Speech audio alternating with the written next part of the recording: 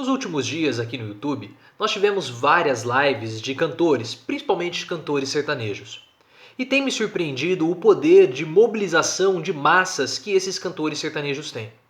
E vendo as lives, como que esses assuntos têm chamado muita atenção, principalmente a quantidade de pessoas engajadas nessas lives, eu comecei a pensar que talvez a gente precise colocar dentro daquela equação de influência de Bolsonaro também a influência dos cantores sertanejos. Além das igrejas evangélicas, eu vejo os cantores sertanejos também tendo um grande poder de mobilização das pessoas para Bolsonaro. Não podemos nos esquecer que muitos desses cantores apoiam Bolsonaro publicamente. E, no último sábado, dia 4, na live dos cantores Jorge e Mateus, o Luiz Henrique Mandetta, ministro da Saúde, participou dessa live. Então essas são pessoas que têm um enorme poder de mobilização.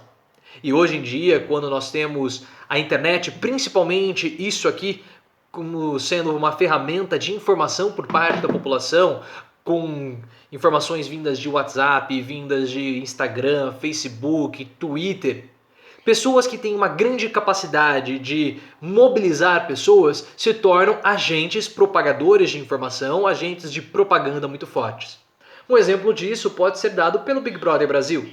O BBB, há 2 semanas, teve um paredão que ultrapassou a marca de 1,5 bilhões de pessoas votando. 1,5 bilhões de votos. E é claro que você não vai ter mais de 1 bilhão de pessoas votando. Não é 1/5 do mundo praticamente votando no Big Brother. Não tem isso. Então várias pessoas passaram madrugadas votando em um determinado candidato. E uma dessas candidatas, a Manu Gavassi, venceu esse paredão pelo seu grande poder de mobilização. Ela não é uma candidata, uma participante que tem um enredo, uma história, uma narrativa interessante no programa. Se fosse há alguns anos, dificilmente ela venceria a narrativa do Kleber Bambam no Big Brother 1, ou a narrativa do Jean Willis de Perseguido, o casal do Diego Alemão, ou Marcelo Dourado e a sua jornada de redenção no Big Brother Brasil 10. Mas isso não interessa mais. O que interessa é o poder de mobilização. E essa participante hoje é uma das mais fortes porque ela tem um poder de mobilização e um poder de engajamento das suas redes para que as pessoas votem nela. E ela conseguiu colocar 800 milhões de votos num outro candidato, no outro concorrente, no outro participante. Então é um poder de mobilização muito grande. E esse exemplo do Big Brother é muito bom, porque você não precisa mais ter o apoio da maioria do público. O que você precisa fazer é mobilizar as pessoas certas. E esses cantores sertanejos, eles têm esse grande poder de mobilização. E muitos deles apoiam Bolsonaro.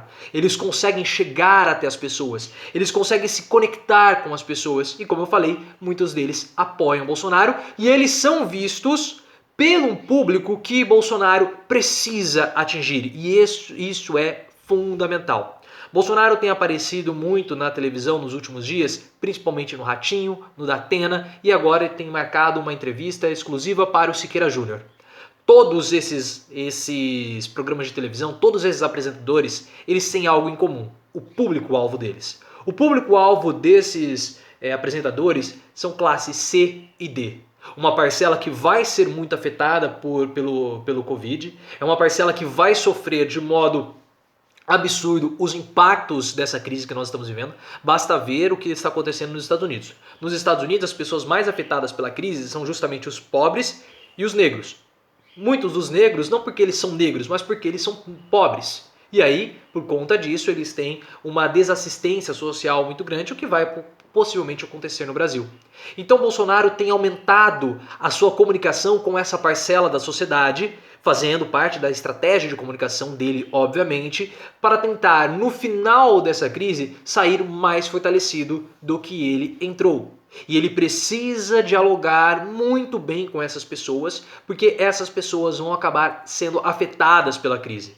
E tendo ao seu lado, além das igrejas evangélicas, que dialogam muito bem com essa parcela da sociedade, ele trazendo para o seu lado o poder de mobilização de uma parcela dos cantores sertanejos, ele tem consigo muita penetração e muita capilaridade com as camadas mais populares, com a camada C e com a classe D também.